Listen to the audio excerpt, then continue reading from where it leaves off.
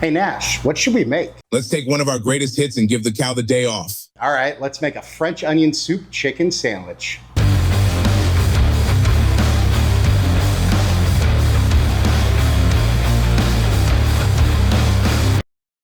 Welcome back to Chaos Kitchen, where leaving well enough alone has never really been our thing. A while back, we made the world famous French onion soup burger, invented and made famous by Chef Paul the Animal Dynamiel, aka Frenchy. Chef Paul and Chef Brian Sow even reviewed that video on their podcast, the So You Want to Get Fat podcast, and they have Pro Chef Reacts. Go check it out. I'll put a link down below. That being said, it was probably the best burger we've made on this channel and probably the best burger I've ever eaten. We've made it quite a few times since then for friends and family, etc. So I got to thinking, if it works as a burger, would it work as a chicken sandwich? There's only one way to find out. So that's what we're gonna do today. And without further ado, let's go. So if we're gonna fry our chicken, we wanna brine it first. So I'm gonna take out a Ziploc bag, but honestly, any container will work. We're using chicken thighs, so I'm gonna put a few of them into said bag. And then to our chicken, we're going to add some buttermilk, because everyone knows that the buttermilk brine is the best. Don't drink this stuff, it's disgusting. And some hot sauce. Man, you know what? Let's take this stupid thing off and drop it on the floor. There we go. I'm just using the Crystal Louisiana hot sauce, but use whatever hot sauce you want. Then we seal this guy up, get rid of all the air, and then just make sure your chicken is all swimming in hot sauce buttermilk deliciousness. And then we throw this in the fridge for at least a couple hours. Overnight is best. Several days later. So we start by thin slicing a bunch of onions. Then we grate some cheese. Chef Paul uses Emmental cheese for his French onion soup burger, but I don't have any. So we're using Gruyère. Any sort of Swiss type cheese should work. So Gruyère is what we're using. Don't forget to pay the cheese tax. Then to a hot pan on medium heat, throw in a couple tablespoons of butter, let that melt. Once that's melted, we can add all of our onions. Make sure and fling them right out of the pan. And then we want to get a full caramelization on these guys, so it's gonna take a little while, but that's all right. Some of the best things do. Gonna hit these guys with a little bit of kosher salt. Should help them soften and caramelize a little bit faster. But for now, we let them cook. Then once your onions have softened and they're starting to get a little bit of color, then we want to hit these guys with about a quarter cup of cognac. If you don't have cognac, you could use brandy or bourbon or whiskey. Honestly, cheap bourbon works really well because it has a lot of sugar in it. So that's actually going to help caramelize the onions quite well. So, but you know, whatever you got. And if you don't have any of those things, then you could just skip that step. Then we just get this cooking and we kind of cook it down until all of that liquid or liquor is gone. Then once your onions have drank up all the liquor and they're nice and buzzed and starting to get a little bit more color and soften a little bit more, then we're gonna hit these guys with a little bit of Worcestershire and about a half a cup of beef broth. We're just gonna get these guys cooking in that beef broth till they cook down, caramelize nicely, get some color, and basically just cook this until the liquid's all gone. And once your moisture's gone, your onions have taken on a nice dark color and they're nice and caramelized. And if you've snacked on a few, you know they're delicious. Then we can go ahead and kill the heat and set these guys aside. Then we take out some sort of a bowl. We put in a mixture of flour and some cornstarch. Whoa, that's messy. Oh well. What would this show be without you making a huge mess? Then we're gonna season that with some kosher salt, some black pepper, some garlic powder, some smoked paprika, and a little bit of pixie dust. And then we get that all combined. Then we take out our chicken that's been brining for probably too long, but that's okay. We take it out, let it drip dry a little bit. Then we go into the flour, get a nice coating on there, shake off the excess, and then we put it on some sort of a pan or a plate or whatever. And then we just repeat the process for all of the chicken thighs that you have, or chicken breasts or whatever you happen to be using. We just wash, rinse, and repeat. Then we get rid of our salmonella ingredients, wash our salmonella hands, or get rid of your salmonella gloves. And there we have our dredged battered chicken. So you just want to let this sit, hang out for at least a few minutes before you fry it. And that way the breading will stick a little bit better. So off we go. Then we get out a bun. For the OG French onion soup burger, Chef Paul uses an English muffin. I don't have any English muffins, but I have these brioche buns, so we're gonna use these. I know Chef Paul hates brioche, or at least I'm pretty sure he does, so sorry, Frenchy.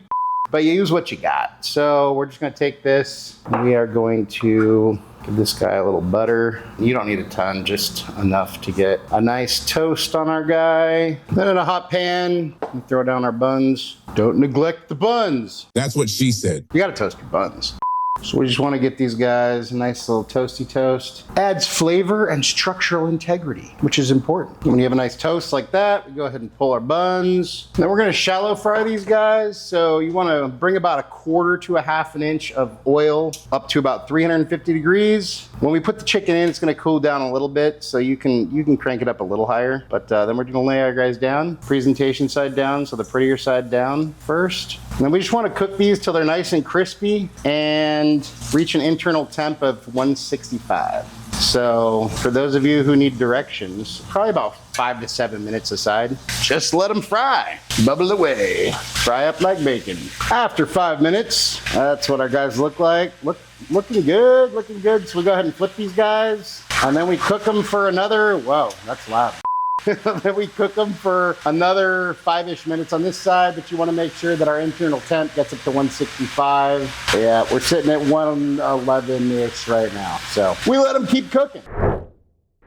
And after about 3 minutes on the other side, we are at 165. So we're gonna go ahead and pull these guys. Then we gotta make our bechamel. So with a small to medium-sized pot on medium heat, put in 4 tablespoons of butter, get that melted. Once your butter's melted, then we whisk in equal amount of flour. So 4 tablespoons or 2 ounces or half a stick, however you wanna measure it. And we get that all whisked up. You want to get rid of all the lumps and clumps. Even the lovely lady lumps. My lovely lady lumps. Check it out. In this case, you want to get rid of those too, Nash. Then you just want to kind of whisk it till we got a nice smooth roux. Once that smell of raw flour is replaced by the smell of pie dough, you're good to go. I have here 1.5 cups of milk with 1/2 cup of cream and a little bit of sodium citrate. Sodium citrate, just an emulsifier, so it'll help emulsify. But if you don't have any sodium citrate, just throw a few pieces of American cheese in here at some point, and that'll have more than enough emulsifiers. So we pour a little bit in, mix until smooth. You want to warm up your milk before you put it in because sauces don't really like to be shocked. And then we just repeat the process and then just keep going until you've used all of your milk and you have a nice smooth bechamel. Then at this point, we want to add a little bit of salt, a little bit of white pepper, and some pixie dust. Get that all stirred in, incorporated. You want to bring that up to a real light simmer, and then just let it simmer for about a minute or two until it gets kind of thick. This is already kind of thick, so I might not even go a whole minute. Then at this point, we can kill the heat, and then we add our cheese a little bit at a time, but don't use all your cheese. You'll see why in a second. So add a little bit, stir that in until it melts. You want to save enough cheese to top your chicken with, so depending on how much cheese you grated and how many chicken thighs you have, do the math. You can do it. You can do it! And then we just add a little bit more, stir it in until it melts, and then just repeat the process until you've used all of your cheese, minus the cheese you're leaving behind. And once your cheese is all melted and you have a nice thick gooey Mornay or cheese sauce like this, then we set that aside. Then we take our fried chicken, which is looking good. And then we take the cheese we left behind. We just top our guys with a nice little pile of cheese. You want to put your oven on broil. Try to not get cheese everywhere. And then we put this under the broiler until the cheese is melted. You want to keep an eye on it because that won't take long. And then we build. So I'm going to take our bun. I'm just going to put a real thin layer of mayo on the bottom. You see our cheese is nice and melted. So then don't do this without, nope, that wasn't too bad. We'll put that guy on there. Don't bare hands scalding hot protein with melty lava cheese like my friend here. That was dumb. I tried to warn you. Let's put our guy on a plate. And we put a bunch of our onions on here. Of course, we're leaving the onions off of the other one because it's for Nash. Then we put some of our cheese sauce over that. And then we put our lid on and boom. What am I gonna do with all this cheese sauce? We made enough cheese sauce to make like 6 burgers. Or 6 sandwiches, just so you know. And there we have our Chef Paul Daniel inspired French onion soup chicken sandwich.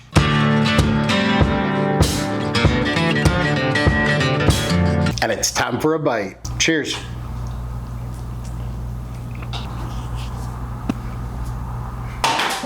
It's stupid how good this is. I can't even really put into words how much of a winner this sandwich is. The chicken is seasoned perfectly. It's crispy, but it's still juicy on the inside. Those caramelized onions with the melted Gruyère, and then adding that Gruyère Mornay is just over the top amazing. It's so good, you have to try it. If you want to make it a little healthier, you could do grilled chicken, but I'll be honest, this sandwich is so unhealthy, I don't think there's any saving it from that aspect, but it's worth it. So cheat meal this one up if you know, if that's what you're doing. Or just eat it, because you should eat at least a bunch of these.